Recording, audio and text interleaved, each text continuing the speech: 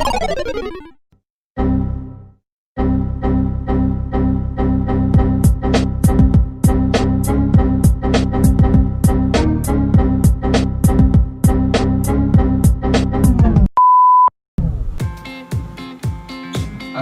warahmatullahi wabarakatuh. Perkenalkan, nama saya Muhammad Radivan, NIM 089. Jadi, di sini saya akan menjelaskan apa itu tsunami. Salah satu bencana alam yang sering terjadi di kawasan Ring of Fire, contoh seperti Indonesia, Filipina, Jepang, maupun Australia, adalah tsunami. Kawasan tersebut dapat terjadi tsunami karena kawasan tersebut sering terjadi gempa tektonik dan vulkanik. Jadi secara etologi, tsunami diambil dari bahasa Jepang, yaitu su dan nami. Su yang berarti pelabuhan dan nami yang berarti gelombang atau ombak. Jadi secara sederhana, tsunami adalah gelombang air yang keluar menuju daratan, dapat disebabkan oleh gempa yang terjadi di dasar laut atau letusan gunung berapi. Demikian penjelasan singkat, terima kasih. Oke, saya Geo, yang mana kita tadi telah paham dan mengerti tentang pengertian tsunami itu apa. Lalu kita di sini akan beranjak ke faktor-faktor yang mempengaruhi terjadinya tsunami seperti itu. Nah, yang pertama nih, adanya gempa di bawah laut, kemudian ada letusan gunung di bawah laut, kemudian ada longsor di dalam laut seperti itu. Nah, untuk gempa sendiri itu biasanya terjadi karena gempa yang terjadi di bawah laut itu dalam kedalaman 0 sampai 30 meter. Kemudian yang kedua, gempa ini terjadi 0 sampai 6,5 skala Richter seperti itu. Nah, kemudian untuk yang longsor di sini terjadi akibat adanya kegiatan vulkanis dan tektonisme seperti itu, teman-teman. Lalu untuk yang terakhir tentang adanya letusan gunung di bawah laut. Nah, letusan ini mengakibatkan adanya gelombang yang sangat dahsyat dan berbenturan di daratan laut seperti itu, teman-teman. Oke. Halo teman-teman, saya Latif dan di sini saya akan menjelaskan tanda-tanda akan terjadinya tsunami. Yang pertama dan pastinya adalah terjadinya gempa yang dapat kita rasakan di pesisir pantai.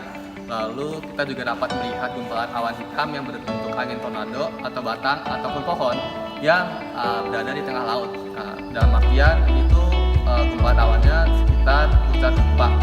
Lalu yang ketiga itu air laut surut. Air laut surut ini terjadi setelah gempa. Lalu untuk yang terakhir kita dapat merasakan tingkah laku yang aneh pada hewan sekitar pantai. Halo teman-teman, perkenalkan saya Farudin dari Ketiga Teknik Sipil Angkatan 2018. Melanjutkan penjelasan dari teman-teman tadi, di sini saya akan menjelaskan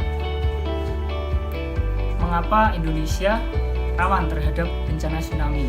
Alasannya adalah karena Indonesia dikelilingi 3 lempeng tektonik sekaligus, yaitu lempeng Indo-Australia, lempeng Eurasia, dan lempeng Pasifik. Terus, di mana kawasan yang sangat rentan di Indonesia untuk terjadinya tsunami?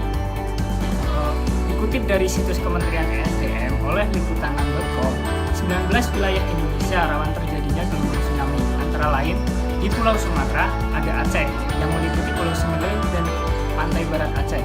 Selanjutnya Sumatera Utara, Pulau Nias, Sumatera Barat, Kepulauan Mentawai, Bengkulu, Lampung, dan Batu. Untuk Pulau Jawa, meliputi Pulau Jawa bagian selatan. Dilanjutkan dari kawasan Bali, NTB, dan NTT. Untuk kawasan Kalimantan, terbilang cukup aman akan bencana tsunami karena hanya Kalimantan Selatan yang rawan terjadinya tsunami. Untuk wilayah Sulawesi, yaitu meliputi Sulawesi Utara, Sulawesi Tengah, Sulawesi Selatan, Sulawesi Tenggara. Untuk daerah Maluku, meliputi Maluku Utara dan Maluku Selatan. Untuk daerah Papua, yang paling rentan itu terjadi Papua sebelah utara, yaitu di Yapen dan Biak. Jadi, apabila teman-teman berada di daerah tersebut, harap waspada akan terjadinya gelombang tsunami apabila terdapat tanda-tanda yang akan menyebabkan terjadinya tsunami.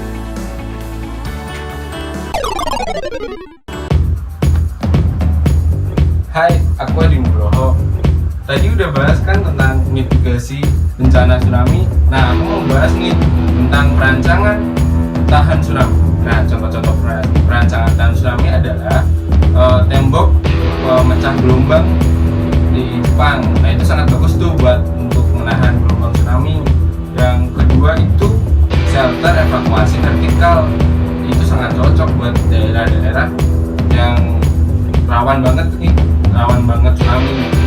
Nah, menurut Federal Penanganan Bencana di Amerika atau disingkat FEMA, mereka tuh mengeluarkan statement atau indikator-indikator untuk perancangan bangunan yang tahan tsunami. Yang pertama, bangunan tersebut harus memakai struktur beton tulangan. Nah, menurut mereka, beton tulangan itu sangat mampu menahan gelombang tsunami. Yang kedua adalah fondasi. Nah, fondasi itu sangat penting. Pemilihan fondasi, penghitungan fondasi untuk kekokohan bangunan tersebut. Yang ketiga adalah redundansi. Alternatif distribusi beban sebelum terjadinya keruntuhan. Jadi ada selang waktu beberapa saat sebelum keruntuhan itu mengalami keruntuhan total. Yang keempat adalah kolom. Pemakaian kolom itu sangat berpengaruh ketika terjadinya gelombang tsunami. Ketika terjadi gelombang tsunami, kolom bundat itu lebih baik daripada kolom persegi karena mengurangi gaya gesek antara puing-puing yang dibawa oleh tsunami daripada kolom persegi.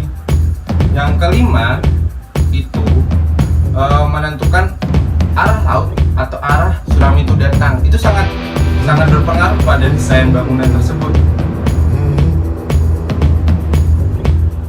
Udah sih dari aku, indikator-indikator yang dipaparin dari FEMA. Sekian dan terima kasih. Halo teman-teman semua, dari apa yang dijelaskan oleh teman-teman saya tentang pengertian, faktor, tanda-tanda, dan kawasan yang rawan terjadi tsunami, di sini aku bakal menjelaskan yaitu cara penanggulangan ketika tsunami terjadi. Nah, di sini aku bakal menjelaskan 5 poin inti. Yang pertama yaitu menyiapkan tempat evakuasi untuk mengungsi saat terjadinya tsunami itu sendiri. Yang kedua, memetakan wilayah rawan terjadinya bencana tsunami. Yang ketiga, melakukan pencerdasan kepada masyarakat atau warga setempat yang berada di dekat wilayah rawan tsunami itu sendiri. Nah, yang keempat, melestarikan hutan bakau dan terumbu karang. Dan yang terakhir, yang kelima adalah menyiapkan sensor gelombang tsunami. Nah, itu adalah 5 poin yang bakal menjadi tanda-tanda untuk penanggulangan tsunami itu sendiri.